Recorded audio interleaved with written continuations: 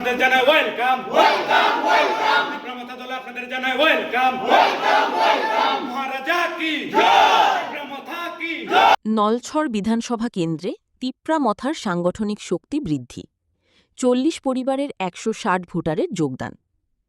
BJP শাসিত নলছড় বিধানসভা কেন্দ্রে রাজনৈতিক সমীকরণ পরিবর্তনের ইঙ্গিত মিলছে।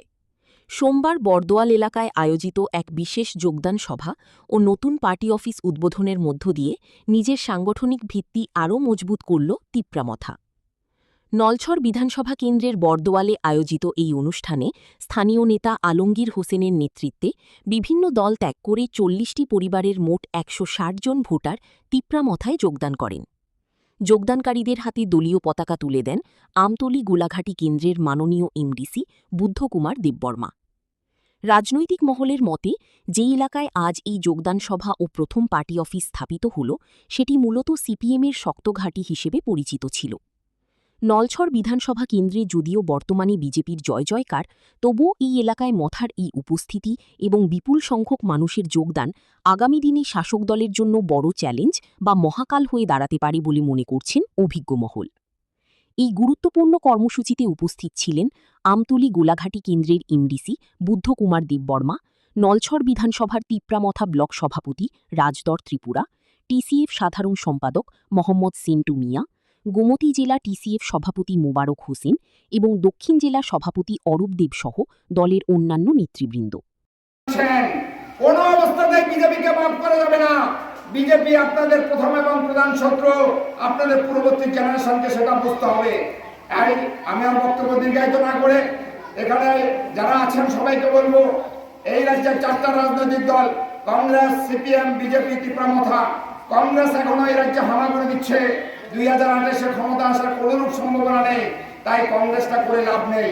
সিপিএম এই রাজ্যে ধ্বংস, সিপিএম এই রাজ্যে ধ্বংস হয়ে গেছে, সিপিএম এই রাজ্যে ডুবন্ত হয়ে গেছে। আগামী 100 বছর আর সিপিএম আসতে পারবে না। তাই সিপিএম এর সমর্থিত বন্ধুরা, আপনাদের মূল্যবান সমর্থনটা তিপ্রা মথাকে করুন, বিজেপিকে নয়। কারণ বিজেপি একটা জুমলা পার্টি, বিজেপি একটা মিথ্যাবাদী পার্টি। বিজেপি আপনার পরিবারের জন্য, তিপ্রা মথার জন্য নয়, সমাজের জন্য নয়। বিজেপি আপনার পরিবারের বাচ্চা ছেলে নাতি পুতির জন্য প্রথম এবং প্রধান শত্রু। তাই আর যাই কিছু করেন, অন্তত বিজেপি করা যাবে না। এখনো ভুল বুঝে যারা বিজেপির পতাকা তলে সামিল হয়েছেন, বিজেপির মিছিলে হাঁটছেন, মিটিংয়ে হাঁটছেন, ওই মন কি বাত শুনছেন, আমরা অনুরোধ করব এখানে স্থানীয় নেতৃত্বের কাছে আপনারা যোগাযোগ করবেন এবং আপনারা সেখানে তিপ্রা মথার পতাকা তলে সামিল হবেন। এবং আমাদের এমডিসি সাহেবকে আপনারা আগামী দিনেও পেয়েছেন, বিগত দিনেও পেয়েছেন।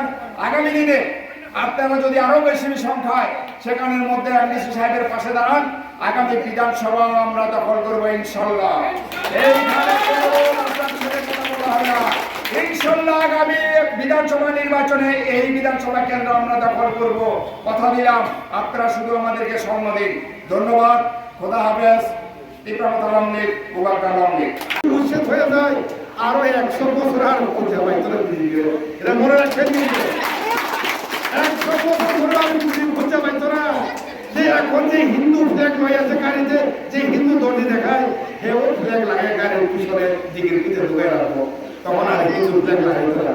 আরে আমরার মতন ক্ষত্রিয় বংশ ত্রিপুরা রাজ্যে আমরা মাতার বাড়ি কসবা চৌদ্দ দেবতা, সেই বড় বড় মন্দিরকে আমরা রক্ষা করে, যুগে যুগে রক্ষা করে আমরা এসেছিলাম। আমরা ক্ষত্রিয় বংশ, আমরা মতন কেউ হিন্দু আসলে বড় হিন্দু। হ্যাঁ, আমরা ছাগল কাঁচা রক্ত দিয়ে আমরা পূজা করি, সোর কাঁচা রক্ত দিয়ে আমরা পূজা করি, মুরগি কাঁচা আমরা রক্ত দিয়ে আমরা পূজা করি। আমরা কত বিশ্বাস কত বড় হিন্দু। আর আমরা ঠিক আরো 10 দিকে হিন্দু দেখে গাড়ির মধ্যে লেখা, আমি বলি হিন্দু।